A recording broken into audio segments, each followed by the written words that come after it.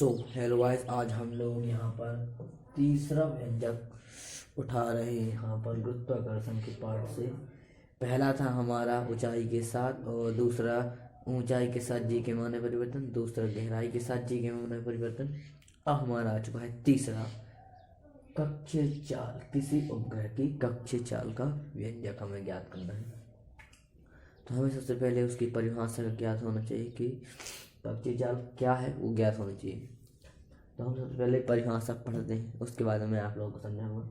किसी कक्षा में किसी उपग्रह को, मतलब कोई कक्षा है जो जैसे ये है, इसको मतलब ये पृथ्वी है, इसके बाहर यहाँ पर किसी उपग्रह को स्थापित करने के लिए इधर पर हमें स्थापित करना है, इधर से इधर हमें ले जाना है। तो स्थापित करने के लिए कोई आवश्यक चाल होगी, इधर से इधर के लिए चाल तो लगेगी, उसमें वेग होगा, उसमें चाल भी होगी। तो आवश्यक चाल को उस उपग्रह की कक्षीय चाल कहते हैं।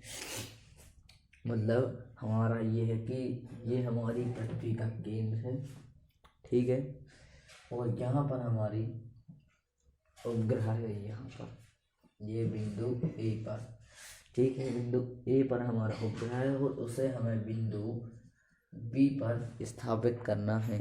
आप लोगों को दिख तो रहा होगा, देखिए एक मिनट, एक बार मैं सिर्फ फिर से रब करके जैसे करता हूँ। तो ये हमारी पृथ्वी, ठीक है, और ये हमारा हो गया। इधर हमें क्या करना है, उपग्रह को स्थापित करना है। तो ये हमारा केंद्र हो जाएगा, यहाँ पर है हमारा उपग्रह ए बिंदु पर, और इधर हमें स्थापित करना है बी बिंदु पर, ठीक है। तो जब यहाँ पर बस उपग्रह रहेगा तो इधर को इसको इधर से इधर तक लाने में कुछ ना कुछ तो वेग होगा, उसकी कुछ चाल भी होगी, ठीक है। तो उसमें यही परिभाषा कहा गया है कि किसी उपग्रह को इधर स्थापित करने के लिए कोई आवश्यक चाल होगी और वही आवश्यक चाल इस उपग्रह की कक्षीय चाल होगी, ठीक है। आप लोगों को समझ में आ चुका होगा हो।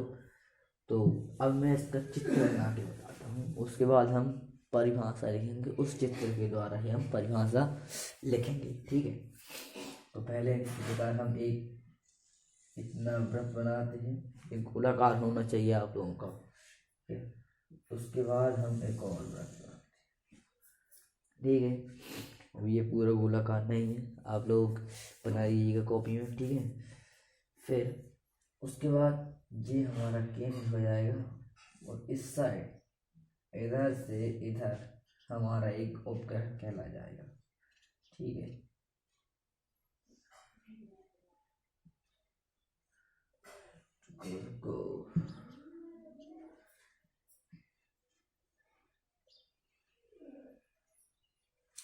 ठीक है, ये हमारा बन गया क्या, उपग्रह।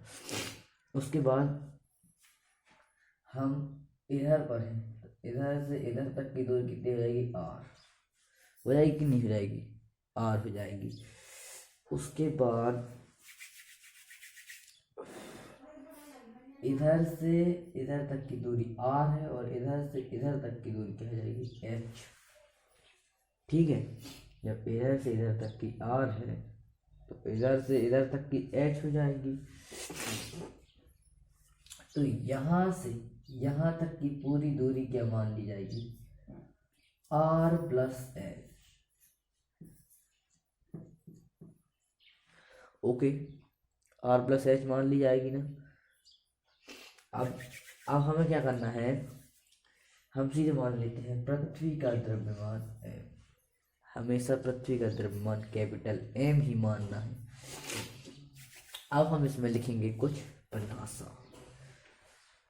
तो हम सबसे पहले पृथ्वी का द्रव्यमान एम है, इस उपग्रह का भी तो कुछ ना कुछ द्रव्यमान होगा, ठीक है।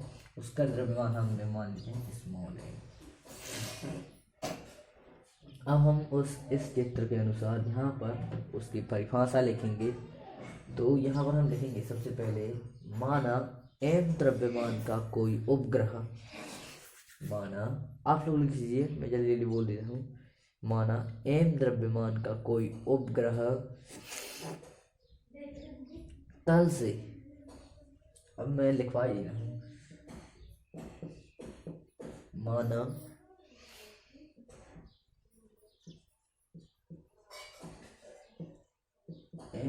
द्रव्यमान का कोई उपग्रह तल से h ऊंचाई, कहाँ तक, h ऊंचाई पर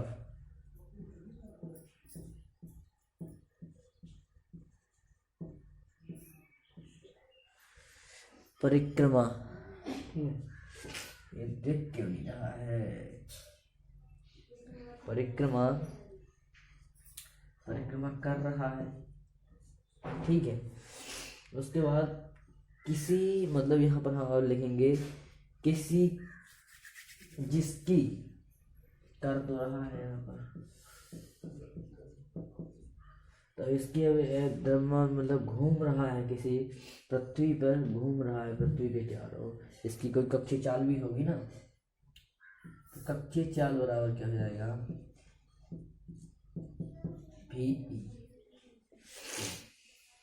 VE नहीं, सॉरी यहाँ पर आ जाएगा VO, कक्षीय चाल बराबर क्या आ जाएगा, VO। फिर उसके बाद आप लोग लिख लीजिएगा कि यदि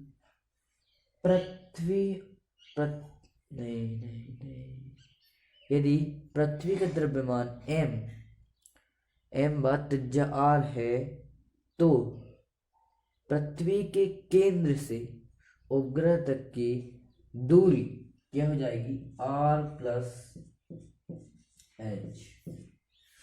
यहां से यहां तक की नहीं होगी, ये पूरी यहां तक की होगी, r प्लस h, ठीक है। ये h ऊंचाई इधर से इधर तक का r हो जाएगा, और इधर से इधर तक का h हो जाएगा, क्या हो जाएगा, h, ठीक है। यहाँ पर हमारी नई त्रिज्या निकल आई,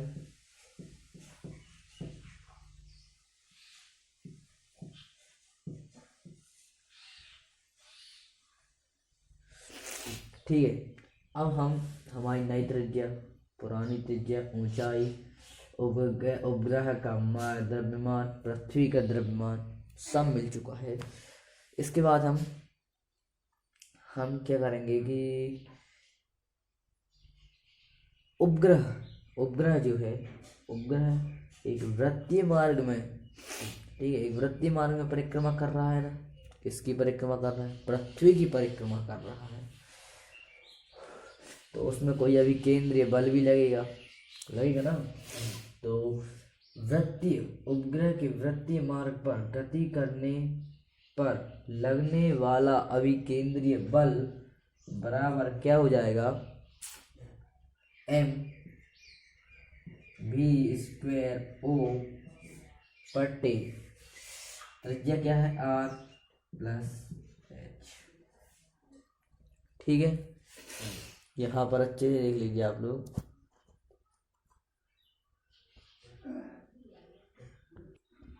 तब यहाँ पर गुरुत्वाकर्षण बल भी लगेगा, तो उसके बाद लिखना, परिभाषा भी लिखते जाइएगा आप लोग, मैं लिख रहा हूँ यहाँ पर, तो तब गुरुत्वाकर्षण बल, तब उपग्रह पर लगने वाला गुरुत्वाकर्षण बल क्या कहला जाएगा, इसे हम समीकरण 1 मान लेंगे, ठीक है। और इससे गुरुत्वाकर्षण बल क्या लगेगा, F बराबर GM बटे क्या हो जाएगा, R प्लस H स्क्वेयर,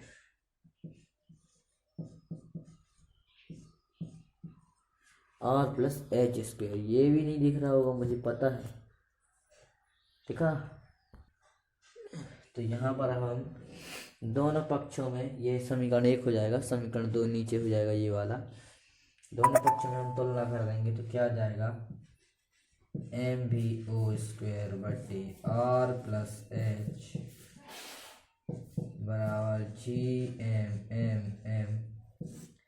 ये गुरुत्वीय नियतांक है, ये पृथ्वी का द्रव्यमान है, और ये उपग्रह का द्रव्यमान है। ठीक है,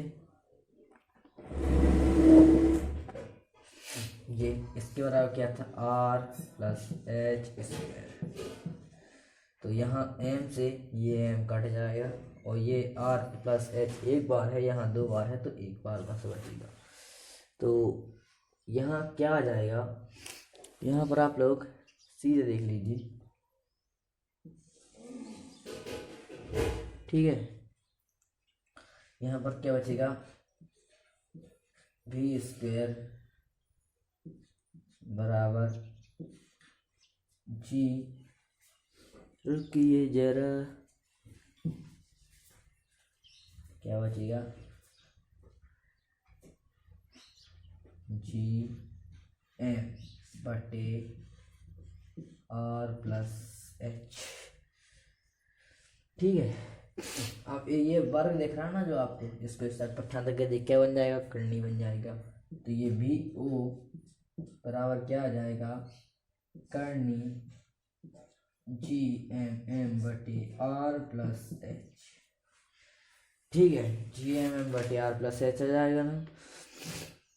उसके बाद अपन को ना क्या करना है कि एक सूत्र होता है एफ बराबर होता है क्या, जी एम नहीं एफ बराबर नहीं होता है, जी बराबर होता है, जी बराबर होता है जी एम बटे आर स्क्वायर। इस आर को इस साइड पर ख्याल था कर दो, तो जी आर स्क्वायर बटे जी एम। ठीक है, तो ये जी एम यहाँ पर है, तो इस सूत्र द्वारा इसे जी एम की जगह हम जी आर स्क्वायर रख देंगे। तो यहाँ रखते हैं बी ओ बराबर करनी जी आर स्क्वायर बटे आर प्लस एच। ठीक है, अब इस समीकरण में आर एच जो है आर से बहुत बहुत छोटा है, तो हम यहाँ पर लिख देंगे एच बहुत छोटा है आर से, तो एच बराबर 0 रखने पर हमें ये बहुत छोटे छोटे, एक बार लगाएंगे तो छोटा और दूसरे बार लगाएंगे तो बहुत छोटा हो जाएगा। तो यहाँ पर एच बराबर 0 कर देंगे, तो यहाँ पर हमारा आंसर सीधा आ जाएगा, बी ओ बराबर जी बटे यहाँ आर से आर स्क्वायर से एक आर काट दो तो बचेगा जी आर। यहाँ आर कट चुका है तो इसके बराबर 0 आ जाएगा, तो ये 0 हो जाएगा, इसका आंसर ये हो जाएगा। ठीक है, इस प्रकार आप लोगों को अच्छी तरीके से समझ में हो। यदि आप लोगों को ना दिख रहा हो तो आप लोग ध्यानपूर्वक देख लीजिए यहाँ पर। सो बाय।